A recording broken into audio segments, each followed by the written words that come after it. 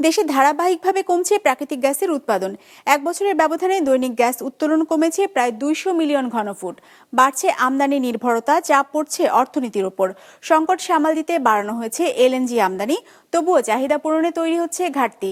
বিশেষজ্ঞদের মতে দীর্ঘমেয়াদী পরিকল্পনার অভাবেই বাড়ছে এই ঝুঁকি। জাহেদ সেলিমের রিপোর্টে বিস্তারিত। ওয়ালটন এখন দেশের সীমানা পেরিয়ে পৌঁছে গিয়েছে 50টিরও বেশি দেশে। ওয়ালটন, ঘরে ঘরে বিশ্বজুড়ে। দেশে গ্যাসের চাহিদা বাড়ছে নিয়মিত, কিন্তু চাহিদা মেটাতে গিয়ে মজুদ দ্রুত ফুরিয়ে আসছে, ফলে কমছে দৈনিক গ্যাস উৎপাদন। চলতি বছর দৈনিক গ্যাসের চাহিদা যেখানে 4 থেকে 4.5 মিলিয়ন ঘনফুট, সেখানে সরবরাহ হচ্ছে মাত্র 2,832 মিলিয়ন ঘনফুট। এর মধ্যে একটি বড় অংশ আসছে আমদানি করা এলএনজি থেকে। দেশের সবচেয়ে বড় গ্যাস ফিল্ড তিতাসেও কমেছে উৎপাদন। 26টি কূপ থেকে গড়ে দৈনিক উৎপাদন হচ্ছে 319 মিলিয়ন ঘনফুট, যা গত বছর ছিল 378 মিলিয়ন। হবিগঞ্জ, রশিদপুর, এমনকি শেভরনের মালিকানাধীন বিবিয়ানা ও জালালাবাদেও কমেছে উৎপাদন।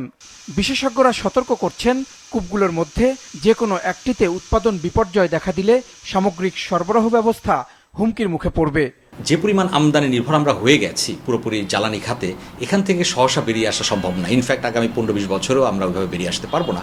যে পরিমাণ এলএনজি আমদানি করেছি সেটা হচ্ছে আমাদের এক বছরের গ্যাস কনজামশনের বা লোকাল প্রোডাকশনের প্রায় 100 গুণ বা 1.5 গুণ। মাত্র অল্প একটু এলএনজি আমদানির জন্য আমরা এত পরিমাণ অর্থ ব্যয় করেছি। একটা পার্শিয়াল অংশ যদি আমরা ব্যয় করতে পারতাম নিজস্ব গ্যাস উৎপাদনে, তাহলে হয়তো আজকে এতটা খারাপ অবস্থা হতো না। চাহিদা সামাল দিতে সরকার বর্তমানে ভরসা রাখছে এলএনজির উপর।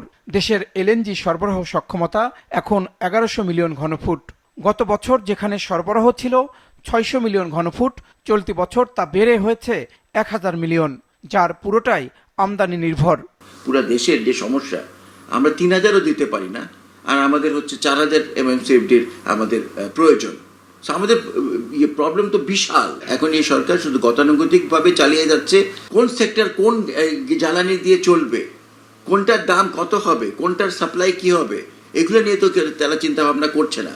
ভূতাত্ত্বিকভাবে বাংলাদেশ গ্যাসের সম্ভাবনাময় দেশ, এমনটাই মনে করেন বিশেষজ্ঞরা। তবে তারা বলছেন, গ্যাস অনুসন্ধান ও উত্তোলনে দীর্ঘমেয়াদী বিনিয়োগ এবং প্রযুক্তি ব্যবহারের ঘাটতি থাকায় নতুন মজুদ খুঁজে বের করা সম্ভব হয়নি। ফলে গ্যাস নির্ভর শিল্প ও অর্থনীতি পড়ছে চাপের মুখে। গ্যাসের ক্ষেত্রে বিশেষ করে, তেলের বিষয়টা অন্যরকম একটা, কিন্তু গ্যাসের ক্ষেত্রে বাংলাদেশের পরনির্ভরশীল হওয়ার কোনো জাস্টিফিকেশনই নাই। যে ভূগঠন আমাদের, কিন্তু ওই যে আমাদের অনুসন্ধানের স্বল্পতা এবং যে ড্রাইভটা নেওয়া দরকার, আমাদের কোনো সরকারই সেই ড্রাইভটা নেন নাই।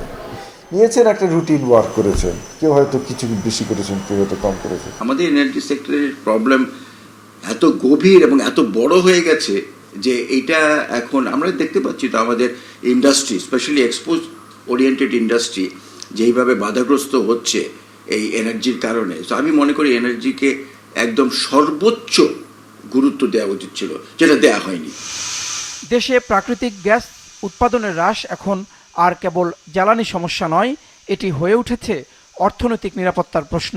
সংশ্লিষ্টরা বলছেন, আমদানি নির্ভরতা তাৎক্ষণিক সমাধান দিলেও নিজস্ব উৎপাদন বাড়াতে না পারলে এই সংকট আরও ঘনীভূত হবে। জাহেদ সেলিম, বিজনেস রিপোর্ট, মাছরাঙা টেলিভিশন।